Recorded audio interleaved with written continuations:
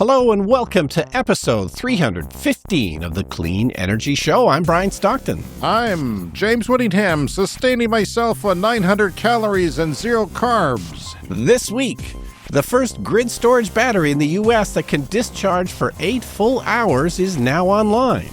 This extremely difficult engineering problem was finally solved when someone said, hey, why don't we just add more batteries? What effect is climate change having on major sporting events such as this year's World Cup? Let's just say things could be slowed down due to extreme heat, like me hosting this podcast on 900 liquid calories. Move over agrivoltaics. We now have offshore wind-aquaculture. This is where you use the area around offshore wind turbines to grow seaweed. The only problem? Convincing people that seaweed is delicious. All that and more on this edition of the Clean Energy Show. Okay, health update. Yeah. I'm 11 pounds lighter than the last time you saw me. Okay. I mostly peed that out every 30 seconds or so. I went to Saskatoon, and I was really worried about having to pee every 30 seconds. If you go to Saskatoon, it's a 2.5-hour drive for my son's convocation. And I dehydrated myself, which made me feel like crap during his convocation. Yeah. But I had to do it because I only peed once to the good people in Davidson, where I stopped to charge at the gas station there. Thank you for accepting my urine. And congratulations to my son, Aiden, who convocated with a degree in engineering, in civil engineering. He worked really hard all his life, pretty much, for this. And he likes to point out that he left room for having a life. He said, those people graduating with great distinction, they didn't have a life. Yeah. Because he was robbed. I don't know about your kids exactly where they stood here, but he was robbed of his last 2 years of high school, which is an important part of the development of a person's life because of COVID, right? Yeah. So I said, don't worry, university would be the best years of your life. And I think he made sure that was the case because he made time for socializing, and he's got lots of friends and is doing really well. So he starts a job in a couple of weeks, and well, he's done. I don't have to worry about him anymore. I concern or think of he's done cooking. He's ready for the world. You know what? Sometime during high school, I realized that was important time too. And I started to have a life during high school, and my grades, consistently went down. So, I was lucky to even go to university or become a university professor because, nothing in high school really seemed that important. It was hard to get up the energy to pay attention to any of it. You know what I hate is the people who have good grades and have a life. In high school who didn't have a life, Yeah. How do they do it? It's just not possible. It doesn't seem possible. All right. Well, this is my life. I had a quick little road trip to Waterton Lakes National Park in Alberta, Canada. This is only a 7.5-hour drive from where we live, and it's an excellent little road trip that I think more people around here should take. Our listeners around the world would probably be familiar with Banff, which we talk about occasionally. That's our most famous national park in the Rocky Mountains. But other places like Waterton, they're just smaller. They're a little more quiet. They're not quite as touristy, and just had a lovely few days in Waterton. As you remember, in 2017, they had a massive forest fire, and we've ended up talking about forest fires a lot on the show because, of course, these have all been exacerbated by higher global temperatures. So the Jasper fire we talked about a couple of years ago was massive and, destroyed a lot of the town of Jasper, which is another one of the great national parks nearby. Waterton, it came so close to the town in 2017, and you can see the evidence right up to the town of the trees that were burned.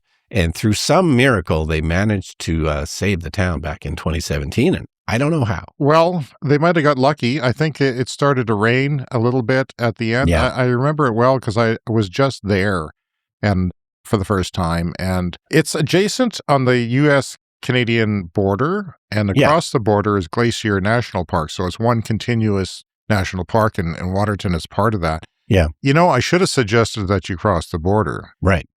Because Glacier National Park is just stupendous. I think that if you're in the region, you have to go there. It is one of the most beautiful places I've ever seen. Just stunning views. And they have this Highway to the Sun, I think it's called, where it's just it's this really long journey along a winding road along a mountainside, and the views are just Yeah. beyond breathtaking. I mean, every turn you take, it's just another breathtaking view. It's people was frustrating me because they tried to go fast and it was bumper to bumper, and it's like, no. Yeah.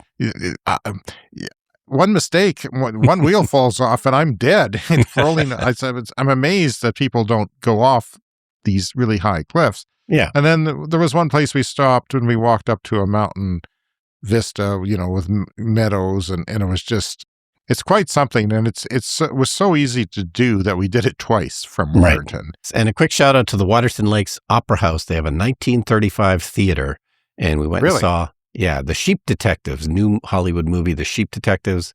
And it was a lot of fun. Great old cinema, but it had great picture, great sound.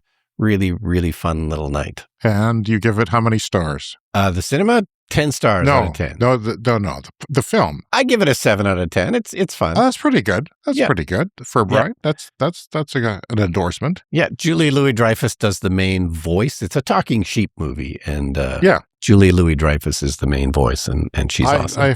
I've seen clips. It looked good. Yeah. Did you charge in the national parks? Oh, yeah, that's right. Yeah, Parks Canada, they always have some free level 2 chargers. So every time we parked downtown, we just plugged in and got 2 or 3 hours of charge every day. So How fast were they? 11 kilowatts I was getting. That's pretty good. That's pretty good for a public charger. Were they free, did you say? Yeah, these ones are free. Parks Canada always has some free ones, and it was not too busy. We were able to plug in, and so we left the park with a 100% charge. Really? For free? Yeah. When gas prices are through the roof, eh? That's an incredible situation to be in. EVs are amazing. How many chargers do they have? There was 4 from Parks Canada. So 4 from Parks Canada. Yeah. Was there any non-Parks Canada in the chart? Yeah, there was across the street. There was a flow charger, two faster flow chargers, I think. Okay, because when I was there, it was pre-electric car era. Yeah, and I was dreaming about electric cars, but did I have one? No. Well, that's good to know. On my trip to Saskatoon, I reinstated a Better Route Planner, the app that I use, and it integrates with my car. Gets the battery temperature, the efficiency, the battery capacity, all that. And it was disappointing me. It was about 5% off when it was usually within 3%. Yeah. Or 0. So, I mean, that's still pretty good as long as you account for it. If you want to arrive somewhere with 6% battery or more, then you kind of have to say, well, I'll arrive at like around 10% and it'll be fine. And even 5% off is confidence that you're not going to be stranded. So that's the whole long story of range anxiety with EVs. We're always more confident in the summer, and the estimates are very, very accurate in the summer. And then in the winter, they tend to be not quite as accurate. So you just want to leave yourself 10 or 15% buffer just in case. So this is around the 1-year anniversary of our Clean Energy Show Air Quality Project. Listeners donated to get an expensive air quality monitor for my yard. I also added a indoor air quality monitor outdoors. I fitted it into a cabinet to protect it from the elements, and it gives me total VOCs on an index from 1 to 100. And it's very important for me because I live near 2 industries. I live near the refinery and near the steel mill. And my daughter is actually working on a presentation for her high school. I don't actually know much about it, but I went out and took some pictures for her last night because she needed a picture and she was very tired. And I went to the top of a hill and I took some pictures. That's on our Patreon page to look at if you want to see where we live in all directions. You can see the steel mill and the refinery. She was looking for numbers for a long time. So I went to that book that wrote a chapter on the refinery. Remember that book by Patricia Elliott? I participated in that chapter. That chapter is available online. It's called Too Big to Govern, I believe. And it is about that refinery and largely how they have fugitive emissions. And those fugitive emissions are unintended emissions that they had to release due to accidents or malfunctions. And there's lots of them. She went there and together we looked and we found the source that Patricia Elliott used, which is the national government's website, has a place where you can filter out things and do searches. And it only goes up to 2024. I think it takes a long time to compile the data and to input it all. But the book was out, 2 years ago now? 1 year ago? I can't even remember. Don't expect me to remember anything on this show. I'm deprived of food. You know how long it's been since I've eaten something? Anyway, my surgery is on Monday. We'll talk about more of that later. So she said that the benzene fugitive emissions have skyrocketed for 23 and 24. And benzene is bad. Let's just put it that way. I'm not an expert on exactly what it does, but it can cause cancer and other bad things. They've been crapping that out of their stacks into the air, into our lungs, into our bloodstreams, high. And no one's talking about it but us, as far as I know. Like, the media is not covering. The media can't cover. We have small jurisdiction, small media. Media has suffered a lot. And yeah, that's what's going on. So we'll talk more about that as we go along with the Clean Energy Show Air Quality Project. We are monitoring that. She's been looking at the data from our monitor. Yesterday, we had such a good wind that they took our monitor offline because they said it didn't seem to compute. And that's because we had a wind from the southwest where there's no industry. So the air was, it was air quality 1. It was good. It was U.S. Air Quality Index 1, which was as good as it gets. And that's rare. I wish we had those winds all the time. Okay, from electric, EVs in China have cut so much pollution, it's saving lives at a massive scale. So there was a new peer-reviewed study published in Nature Health that says an estimated 262,000 premature deaths are now prevented because of the cleaner air that they have in China. So they used high-resolution satellite air quality data and machine learning to measure pollution across 150 Chinese cities. And then the researchers compared the actual pollution levels to a counterfactual scenario in which every vehicle on the road still ran on an internal combustion engine. So they took what they learned, plugged in the figures as if all the cars were still combustion. Fine particulate matter dropped 23% in this study. Carbon monoxide dropped 30%. And this is a huge, huge deal because outdoor air pollution causes more than 4 million premature deaths worldwide every year. And roughly a quarter of those occur in China. They have had huge pollution problems in China historically. Long-term exposure to PM 2.5 particles and other pollutants is tied to stroke, heart disease, lung cancer, and respiratory illness. Now, nitrogen dioxide only dropped slightly in this study, as did the coarser particulate matter, and the authors say the culprit is heavy-duty diesel trucks, which remain largely unelectrified and are a major source of nitrogen dioxide and coarse particles. They said these benefits were not evenly distributed. They were concentrated in China's wealthier, more economically developed cities where the adoption of electric vehicles has been the fastest. So they say that to get the best results in the future, they should push deployment of new energy vehicles into the lower income regions and work on the heavy-duty diesel vehicles as well. That will give them the best results going forward. And as we know, China now has over 50% of new car sales are electric or plug-in hybrids. This has taken off very, very fast in China. There was a similar study in California. Lancet Planetary Health led a study and found that similar things are happening in California, where we know that they have had massive adoption of zero-emission vehicles as well. We've talked about that before. Yeah. And I think the latest figures of China in the last, like May, and maybe the month before that, when the war was going on with Iran and gas prices were going up. Yeah. I think NEV sales, new energy vehicle sales, shot above 61% in China. Wow. So I don't know if that'll sustain. I think it should with the technology and the availability and the pricing they have. You think it would, and also the chargers. Yeah. Well, the way everyone around here is constantly complaining about gas prices, if we had the kind of electric vehicles available to buy like they have in China, definitely lots more people would be going out to buy electric, because the gas prices around here are driving everybody crazy. A related story from Electriv: fully combustion cars have now disappeared from the top 10 list of best-selling cars in China. There was one remaining internal combustion car, an SUV, the Geely Binyu, And that had been in the top 10 previously the month before, and it's now gone. So all the top 10 selling vehicles in China are now either fully electric or plug-in hybrids or extended range electric cars, which work in a similar way to plug-in hybrids. So yeah, Geely, Tesla, Xiaomi, Leapmotor, Li Auto, BYD, these are the brands that are on the list there. You don't see names like Toyota on there. You don't see Honda on there. They have ceded the market share in China to the Chinese automakers.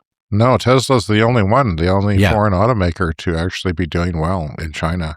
And the rest of them used to do well, but that's quickly changed. And that should be a lesson about what can happen in the other parts of the world, because they're pretty aggressively exporting, which we'll touch on a bit more in the show. Yeah. My prediction, once you reach a certain point, it tends to keep going, right? I mean, when you're around 50%, then you start seeing a lot of people with these cars. Yeah. They become more normalized. They become more established. We've seen that in other auto markets. Yeah, and when you think about how brand loyalty works in autos, especially here in North America, people are very, very brand loyal. They don't want the hassle of trying to figure out how to buy a car from another brand. So, Toyota has tons of brand loyalty and people are sticking to that.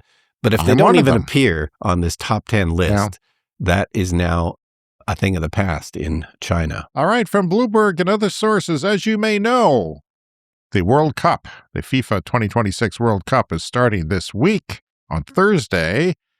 And the biggest opponent in the 2026 FIFA World Cup may not be another team. It could be the heat. Yeah. Partially due to climate change. And there are people now studying the effects of climate change on major sporting events. The last World Cup was in Qatar 4 years ago. They had to move it to November because the summer heat there is like 50 degrees. Yeah. There's outdoor stadiums. And even at night, it's like, if you had it late at night, which they did even in November have them fairly late at night. Yeah. It was still hot. Yeah. But it's not a game that you can play. I mean, the fans and the players, it's a really hard game to play at that level in heat. We're going to talk about how they're going to mitigate that, but people were really pissed off that they moved it to November because it screwed up the soccer schedules. The other leagues have their play in place where all these guys come from, and November had to break it up, and it was quite, because Qatar had oil money and there was corruption in FIFA. I won't get into that, but there's a lot of stuff going on there, obviously. A new analysis suggests players will face challenging heat and humidity conditions across many host cities in the U.S., Canada, and Mexico.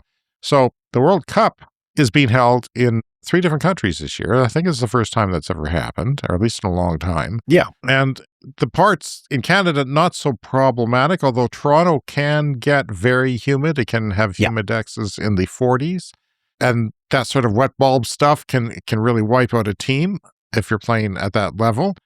However, it's mostly in the places like Miami and Mexico City that are concerned, although are Mexico as a whole, not necessarily Mexico City, but the southern U.S., different cities it's taking place in. In Canada, it's just Toronto and Vancouver. Vancouver is probably going to be fine, although you never know. You never know. We get heat domes there recently, so we'll see.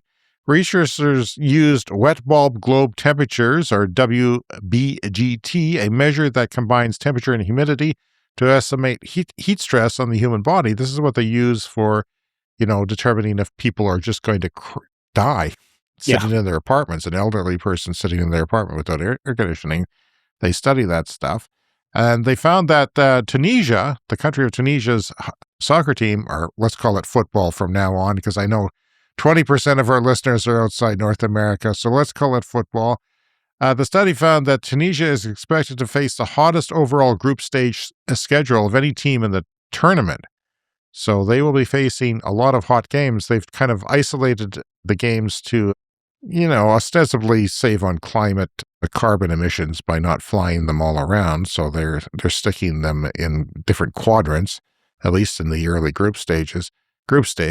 Even teams accustomed to hot weather could struggle as the tournament progresses and fatigue accumulates over the 39-day event. They've added a whole bunch of more teams this year than they've ever had before. They're trying to get people interested in soccer all over the world to make as much money as they can. Conditions will vary dramatically between cities and kickoff times, forcing teams to adapt quickly from one match to the next. So you could be playing a match in the evening in a relatively cool city, and your next match might be in the middle of the afternoon in a very hot Miami, and humid Miami, or something like that. The Netherlands could experience temperature swings. This is their football team, could experience temperature swings equivalent to about 23 Fahrenheit in wet bulb temperatures between games. Well, Uzbekistan may see the only minor changes for Uzbekistan. And extreme heat events are becoming more common, as we certainly know, as global temperatures rise due to climate change. Concerns about player safety have already led FIFA to require water breaks during matches. This has happened before. What they do is halfway through each half, they'll stop for a water break. The ref will blow the whistle and they'll have a water break. Because there is no water breaks unless there's an injury. Then you go and grab a water bottle. This is now going to be required for all FIFA games in the World Cup this year, regardless of temperature. So it's just going to be across the board. That's what's going to happen. The Global Players Union, FIFPro, has recommended postponing matches when heat stress levels exceed certain thresholds. And FIFA says that it's also providing measures such as cold towels, well, that's nice, drinks, and shaded areas to help players cope with the conditions. This is a high level of sport. They'll probably have big cooling units blowing on the sidelines, but it doesn't mean that you can necessarily recover from that. You're just standing out there. And even the fans have to stand in lines through long security lines and then go into the stadium, and they're putting up misters and things for them, but it's hard to get water. If you have to stand in line just to get your next water, I mean, you can't bring a giant barrel of water with you to your seat necessarily. I don't think I could handle it in some of those situations, but then I'm pretty delicate. But as the tournament unfolds, managing heat and recovery could become almost as important as tactics and skill on the field, some people theorize, if it gets really bad. Miami could be worse than Qatar, says one expert. Mandatory water breaks in all games halfway through each half, regardless of the weather, as I said, and fans could struggle too. And I think they will, but they're struggling just to get into the United States. Yeah. Some people, there's parts of teams that aren't even being allowed, that are being scrutinized because the United States is doing what the United States is doing. There's this theory that if it is hot, the games will be less good because people will move slower. They won't have the ability to do very much. We'll have to see what happens, especially in the southern U.S. games is what I'll be looking at, and some of the Mexican games. Most polluting games in history, this is what this is, as a major game event in history, this is the most polluting. As one reason is because they've brought in, more teams. They've added a lot more teams to the World Cup. And the fact is that most soccer fans, most football fans are not in North America. They're coming in to see their teams. America barely seems to know what's going on. I mean, they barely know what it is, it seems. Yeah. And Canada's the same way in some respects. But that's what they're trying to change, obviously. Mexico is soccer crazy, so that's not an issue. But yes, the most polluting games in history, and it's mostly because of the fans. The fans have to travel to North America on planes. So most of the pollution from the games comes from actually the fans coming to see the games. South Africans following their team through the group stage could rack up 21,000 miles. That's the circumference of the globe, Brian. Easily 5 tons of carbon pollution plus per fan, or like 50,000 plastic bags produced. England is only about 3 tons per fan, the equivalent of heating the average UK home for 19 months. That's just to follow their team through the games. Yeah. And here's my anecdote about exercise in extreme heat. So about 25 years ago, I was in Toronto, and Toronto can get extremely hot and humid in the summer. And there's soccer games there, so this could be an issue. But one day in Toronto, about 25 years ago, it was about 42 Celsius. And with the humidex, it was 50 degrees Celsius, which is about 122 degrees Fahrenheit. That's not good. No. And there were various warnings of people, be careful, don't exert yourself too much. But I was really in shape at the time. I was running every single day. I would do like a 30-minute run every day. And I didn't want to stop. So I thought, I'm going to give it a try. I made it about 10 minutes and I thought, it's probably better if I just stop. This is not good. Wow, 10 minutes in. Yeah, you got to be very careful if you're exercising. But if Yeah. those conditions came to the World Cup, there's no question Yeah. that there would be some issues. I mean, heat stroke is I think like 250 people had heat stroke in American football, Yeah. like in the last year, Wow. That's a lot. I mean, Yeah. they're not going to have this could be amateur, high school, whatever. They're not going to have access to everything that the FIFA World Cup is going to have access to as far as amenities. But it is a risk, and it is a risk to the fans as well. I mean, if Yeah. you were in the sun in that temperature, just sitting there for 3 hours, it would be interesting. I think there could be a lot of medics taking people out and hooking them up to IVs like it's a mass casualty event. Yeah. But I was there around that time, and I did experience, coming from my air-conditioned bachelor pad into the world, it was like, it was getting hit by soup. Like you walked through it. It was just so soupy and so humid. And it's not, from the prairies here where we are, you're not used to that. You get humidity, but not like that, and certainly not very often. And I experienced 50-degree temperatures actual temperatures at Death Valley, and it was like I could take 10 minutes just standing. Yeah. It was windy, so it was like a hairdryer on you. Like you just could not take it. Your skin hurt, and you had to get out of the weather as fast as possible. Yeah, and I only tried it because I was really in shape at the time, like I said, but, Well, at least you tried it. Now you know. Anything more than 10 minutes, it just seemed like I was taking my life into my hands. All right, this next one is from Renewable Energy Magazine. We love to talk about agrivoltaics here on the show, which is where you combine solar panels with agriculture. Well, this new term is offshore wind aquaculture. So over the last 15 years, researchers and industry partners have developed and refined the methods for cultivating sugar kelp in Danish waters. The results show that seaweed can be grown at large scale, thrives under offshore conditions, and absorbs nutrients from the surrounding marine environment as it grows. Denmark, as we know, is undertaking a historic expansion of their offshore wind energy. By 2030, they're going to have vast new areas of sea dedicated to wind turbines in the sea. We're not taking up new marine areas. We're using areas that have already been designated for another purpose, wind turbines. And at the same time, we can share the infrastructure, like service vessels and operational resources for those wind turbines to also work on the seaweed farms. Unlike conventional crops, seaweed requires no agricultural land, no irrigation, no fertilizers.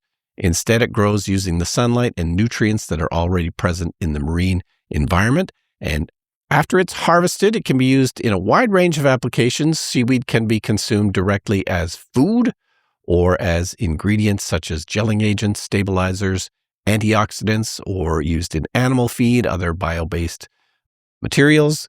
The challenge, they say, is to build stronger links between production, the food industry, and consumers. So it's not a normal thing for people don't eat seaweed a whole lot, but there is a lot of nutrients in that seaweed. And I'd kill for some seaweed right now, Brian. I'd eat anything. If we had a listener contact us once who was working transporting seaweed, in Washington State. So there's a market for it. It hasn't maybe taken off quite the way it potentially could. It's not fully developed, but definitely a thing. We have some mailbag stuff, so let's dip into the mailbag. Hi, Brian and James. I hope surgery went well. It hasn't gone yet. Thank you for your wishes. If I survive, I'll see you in a couple of weeks. And that is a speedy recovery. Let's all hope for that. I saw this segment on MSN Now, or MS Now rather, the other day and thought it was a very good synopsis of the problem caused for the people by the monopoly utility business model, which we talked about on the show before. I was happy to see this is on the mainstream media. The one subject they didn't cover that I wish they had was municipal utilities. We also have one of those around here in Saskatoon. Yeah. In my area, very wealthy communities like Palo Alto, home base for tech venture capitalists, pay 1/2 or less than everyone else in Pacific Gas and Electric's territory because they have their own municipal utility. Yeah. There are several other jurisdictions with municipal utilities around here, such as cities of Santa Clara and Sacramento. Otherwise, it's a very good segment. Keep up the great work, Eric, and from the Bay Area. And that video, that's on our Patreon page. So don't worry about it having a membership. Just go there if you want to see that video. It's linked. It's a YouTube video. You can search it as well, but it's there on our Patreon page, patreon.com/cleanenergypod. Yeah, I think historically, government monopolies as a utility wasn't a terrible idea because it creates stability. If it's a government utility, it's not necessarily needing to make a ton of money and, just keep the grid stable. But certainly around here, that has led to an absolute lack of innovation, which has led to our particular grid being extremely dirty because it is a government monopoly and they just refuse to do anything clean and green. But as you said before, I mean, it was kind of necessary to have a public utility here 100 years ago when they were building it because it was so sparse, and then, it wouldn't make economic sense for a farmer to have electricity out to their property. So the government sort of subsidized that and had, but now it's kind of backfiring because more open electricity markets are more able to see the benefits of cheap renewables, and then they start adding them. Yeah, electrifying farms here in Saskatchewan, where we live, was a huge, huge deal in the early 20th century and a massive, massive expenditure, which, will only make sense if you're a government and you're trying to develop your province, but could be time to move on. All right, from Canary Media, the U.S.'s first 8-hour grid storage battery goes online in California. So on June 1st, the Tumbleweed project in California's Kern County became the first major battery installation in the U.S. that can discharge power for up to 8 hours at a time. This is twice as long as normal. 4-hour grid storage batteries are typically the norm right now. Right, and even 4 was relatively recent. Yeah, that's true, yeah. The U.S. power sector now builds more battery storage capacity than any other form of on-demand power, like gas, nuclear, or geothermal. So far, 4 hours is what has made sense given the equipment costs and market opportunities. But back in 2021, California regulators ordered power companies to procure longer duration storage as part of the state's planned transition to zero carbon energy. So the California Community Power, a consortium of local nonprofit power providers, issued this contract for Tumbleweed way back in 2022 in order to fulfill this obligation. And we know that grid storage batteries can go up fairly quickly compared to other forms of energy. But of course, there are regulatory things in the way. There's monetary things in the way. So, you do have to work on these things in advance. So planning it back in 2022, not a huge amount of time. But the way they did it was phase 1 and phase 2. So phase 1 has been in operation already since 2024. And to convert this to the 8-hour battery from the 4-hour battery, they literally doubled the number of battery boxes on site. They said, technology-wise, the differences are pretty trivial. So they really just built phase 1 and then just duplicated that for phase 2, and that gives them 8 hours. Plus, they say they learned a lot from doing the first phase of it. So by the time it came to doing the second phase, any problems that they'd encountered. That's true across the board, though. This is why battery or chemical storage is taking off. Yeah. Because they have worked out the problems. And this is why I think it's going to drop drastically in the next 10 years. And I remember it wasn't that long ago. I think it was a couple of years ago. I was complaining on the show about the Alberta premier saying said, I was told that 2 hours is what we can have for storage for renewables. So that doesn't, we need something else. We need gas. Yeah. Not true. I said, not true. You said, add more batteries. That's what you do. If you have a camcorder or a flashlight, you add more batteries if you want to keep it going. And I wonder what the next threshold will be. What do you think it'll be? Do you think it'll be like 10 or 12? Well, it probably doesn't make much sense to go beyond 12, but... So what's happening here, if you're new to the show, is they're storing up solar or wind from the day. Yeah. And then extending that solar over the night. They're charging up with excess solar. They're charging up the batteries, and then the battery feeds into the grid. And there's been examples of California having batteries being the number one source of power on the grid in the evening sometimes. And that was a year ago, 2 years ago even. And that's just going to continue. Yeah. So in California, they get very strong solar from about 8 a.m. to 6 p.m. And that's when they charge up these batteries. And then you run the batteries from approximately like 6 p.m. to 2 a.m. So then you just have that low demand period from 2 a.m. to 8 a.m. And they fill that right now with wind, nuclear, geothermal, hydropower, some fossil gas. But, California has a law in place that says they will not be burning any fossil fuels by 2045. So, obviously this is the way to go, 8-hour batteries, 12-hour batteries, or whatever. But, the regulations that they've made in California are all important to this. Their long duration procurement policy has kind of made all this possible because it's maybe not immediately economical to deploy all this, but they know they have these goals and these targets that they have to meet. And this is called planning for the future. Well, Texas is taking off with batteries. We've talked about that on the show, and that's kind of like a free market grid. Yeah. It's their own grid. Yeah. And they're leading in battery deployment, although I haven't heard about 8 hours yet. Australia, I think I have, but not necessarily in Texas. This is the first one in the U.S. that's 8 hours. But they do exist in other places. And another thing you can do is you can charge up overnight when there's there's lower demand and the electricity prices are lower. This is something you could do in your own home. Yeah. If you have one of those batteries like a Tesla wall. Power walls? Okay. But yeah. Or you can charge your car. Yeah. Lots of places that have lots of nuclear power, they tend to have very low energy rates overnight. All right. If you want to contact us, and gosh, we hope you do, contact us by email, if you don't mind, cleanenergyshow@gmail.com. You can also leave us a voicemail, of course, online at speakpipe.com/cleanenergyshow. We are an independent podcast powered by listeners like you. We have a Patreon at patreon.com/cleanenergypod. You can join for free or for as little as $1 a month and get ad-free episodes, early access, exclusive content, discounts on merch, shout out on the show depending on your support level. And thank you everybody for joining and for helping to keep independent climate journalism alive. Coming up next, it's the lightning round. It's time for the lightning round.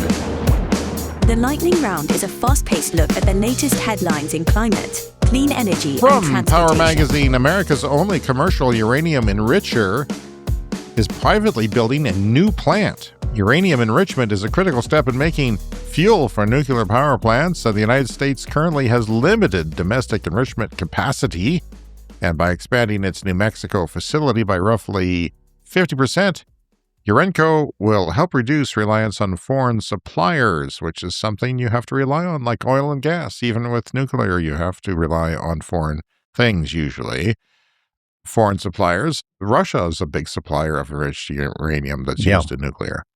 And Terra's Nuclear's Mark 0 microreactor has achieved zero power criticality at its Idaho National Laboratories, the first advanced reactor designed to reach this milestone.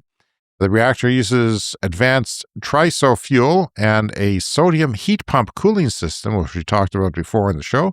These technologies are designed to improve safety, reliability, and efficiency. It means the reactor has successfully sustained a controlled nuclear chain reaction for the first time, and a major proof of concept milestone that shows the design works as intended and brings advanced microreactors one step closer to commercial deployment. We have nuclear fans listening to the show and nuclear haters. I'm just putting it out there. Donut Labs, remember them? Much talked about supposed battery breakthrough. Well, it's a fraud, Brian. According to Electric, it's lithium ion and not some sort of solid-state sodium battery, at least according to a test by some YouTubers that used experts to break it down. BYD has allocated 102 dealers in Mexico. Wow. And that's more than Toyota. And that's notable because Toyota's been there for 20 years. I'm surprised it's only been 20 years, but they've been there for 20 years. And instantly, this is what's going on. And BYD only makes electric vehicles and plug-in hybrid electric vehicles. They see an opportunity and they are going big and they're going hard. China's May auto sales, we talked about earlier in the show. Model Y was number 2. Brian, sell me on the Model Y. Why is it so popular? The charging network, it's kind of the right size and shape, I think, for most people. That kind of, crossover SUV design, lots of room in the hatch. And if you pay for the software, it can drive itself. Which you do, and it does. Yeah. How much driving did you do on your trip to Waterton? Oh, I'm probably 1%. Are you going to forget how to drive? But You especially have to take driving classes? especially for road trips, obviously, because the highway miles are kind of the easiest. Where we tend to shut it off is, parking situations or stuff like that. There was recently some guys did that cross-country trip in Canada. They went coast to coast in Canada, which is a very long way, and did it all on full self-driving, never touched the steering wheel or the pedals one time. Well, that's impressive. KLM operated Germany's first passenger jet flight using 5% blend of synthetic kerosene. That's jet fuel. Yeah. And so they used 5% of the jet fuel they used was synthetic and is more environmental, supposedly. We'll see. That's one solution, or one aid for air travel, is to change the fuel to something that's more sustainable. A new 330-mile-long transmission line can now transmit 1,250 megawatts of hydropower from Quebec, Canada to New York City. We talked about that on the show. It is now live, so don't touch it. Yeah. So there's a lot there. 10.4 terawatt hours of clean energy annually. See, I'm deprived of nutrition. To New York City, and decrease CO2 emissions by 3.9 million metric tons per year. Extreme heat will double U.S. hospitalizations by 2040, a new study finds, and a sharp rise in hospital visits will drive up annual healthcare costs for heat-related conditions over $1 billion. And 10% of them will be World Cup players. Waymo buys Apple's abandoned self-driving car proving ground for $220 million. Proving ground is like acres of land where you've got roads that you build. Yeah. Like a little test city. Test tracks, yeah. Apple was trying to make a car, and now Waymo bought it. I don't know why Waymo wants it. I mean, they're already driving in complicated situations. What do they have to prove on a pretend road? That's a good point. Unless they're putting pedestrians walking across, and horses and UFOs and everything else that it might have to avoid. There's certain things that would be difficult to test in the real world, that's for sure. Ukraine has officially approved a new electric motorcycle for use by its armed forces, highlighting the growing role that battery-powered two-wheelers are playing in modern military operations. I don't know war's bad? Yeah. Pollution's bad? I don't know about that. But we love electric things. And finally this week, fossil fuels are starting to look less like an energy solution and more like a national security problem. The recent shock around the Strait of Hormuz sent governments scrambling, with more than 60 countries rolling out about 200 emergency measures to prevent fuel shortages, price spikes, and even riots. We complain here. That's what we do. We complain about high gas prices. But in some places, there's riots because it's really hitting different countries hard. Yeah. And we forget about that. We have covered that on the show, but we forget about that. A disruption thousands of kilometers away can suddenly affect what people pay at the pump around the world. And meanwhile, renewables just keep getting cheaper. About 91% of new wind and solar projects now produce electricity at a lower cost than fossil fuels. One energy system depends on tankers, pipelines, and geopolitical stability. The other depends on sunshine and wind. And as clean energy gets cheaper, it's becoming harder to justify staying hooked on fuels that can trigger economic chaos every time there's trouble in a major oil-producing region. And I don't know when that thing is going to get resolved. It's getting dragged out by the Iranians. No. And Trump is looking careful. We all expected it to be resolved by now, but it is not. All right, you can find the Clean Energy Show on social media like TikTok, Instagram, and Blue Sky as Clean Energy Pod. The email again is cleanenergyshow@gmail.com. And remember to hit the follow or subscribe button wherever you're listening to the podcast, and you'll get new episodes every week. Yeah, patreon.com/cleanenergypod. Go there now. Sign up. Don't sign up. Just bookmark it. Do whatever you want. Thank you to our Patreon Clean Club executive members who generously provide every month a lot of money. Green Bastard, Brent Rowley, Tiernan. Thank you all for supporting this podcast. And I think I will not be seeing you next week because I'll be in surgery. Yeah. So maybe in a couple of weeks, we'll try to put the show together with Brian, and I'll just grunt every now and again. But we'll see. Check our Patreon page for updates on how that's going to go, and maybe a post-op picture of James giving a thumbs up. If I survive. Yeah. If I don't survive, there's not going to be any autopsy information posted as far as I know. You'll be fine, I'm sure. Yeah. But yes, take all the time you need to recover. I'm sure our listeners will understand, and we'll see you back when we can be here.